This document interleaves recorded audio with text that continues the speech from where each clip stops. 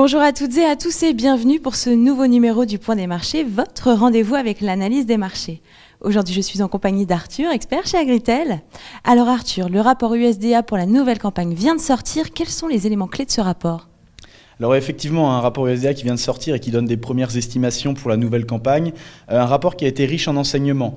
En blé, tout d'abord, il y avait un chiffre qui était extrêmement scruté, qui était la production russe pour la nouvelle campagne. Et il s'avère que l'USDA a publié un chiffre de 72 millions de tonnes de production, donc bien loin des 85 millions de tonnes de l'an passé. Ça a surpris un petit peu le marché.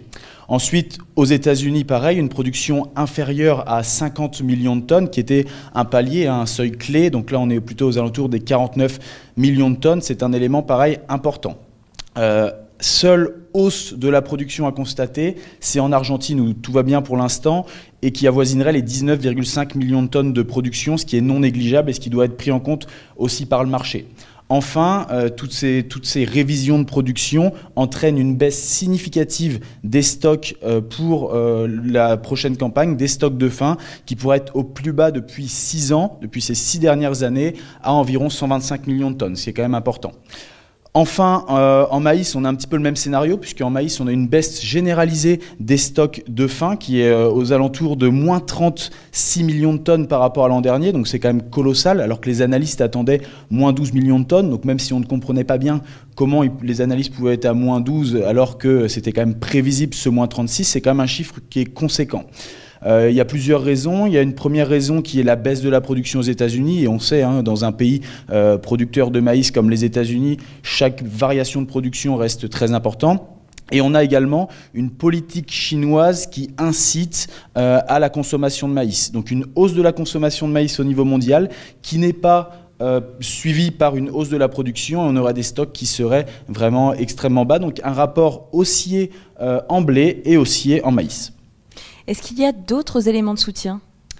Alors oui, il y a d'autres éléments de soutien. La météo, évidemment, même si ça a été déjà un petit peu pris en compte dans le rapport USDA, à l'image du chiffre américain, donc sous les 50 millions de tonnes de production en blé, qui fait suite au résultat du Crop Tour dans le Kansas qui a été publié la semaine passée, avec une production qui pourrait être dans cet état majeur de production au plus bas depuis 1989, ce qui est quand même conséquent. Donc ça, c'est le premier point. On va surveiller aussi la météo en Russie. On sait qu'il fait sec dans le sud de la Russie. Maintenant, tout reste encore à faire. Autre élément de soutien majeur, la parité euro-dollar. Je pense que ça ne vous aura pas échappé. On a une parité euro-dollar qui est passée sous le seuil des 1,20, qui a été quasiment chercher les 1,18 avant de remonter un petit peu, en raison de chiffres américains, de croissance américaine, d'emplois qui sont bons. Donc la parité euro-dollar baisse et ça, c'est un élément de soutien pour nos origines européennes. Enfin, on va surveiller les semis de printemps aux États-Unis, puisque rien n'est joué encore une fois. On a 30% dans le nord des semis de printemps qui sont réalisés contre 50% habituellement. Donc météo, parité euro-dollar, ce sont encore des éléments de soutien. Et quel est le conseil d'Agritel ? Alors le conseil d'Agritel, même si ces différents éléments haussiers apportent du soutien au cours, en gestion de risque de prix, encore une fois, on doit marquer ces niveaux de prix-là pour avancer dans les ventes, que ce soit en blé ou en orge. On conseille de débuter les ventes pour la nouvelle campagne. C'est des prix qui sont redevenus sur des plus hauts depuis un certain temps, donc on aurait tort de s'en priver et après tout reste possible pour la suite. Merci Arthur. Ce numéro est maintenant terminé. Merci à tous de nous avoir suivis.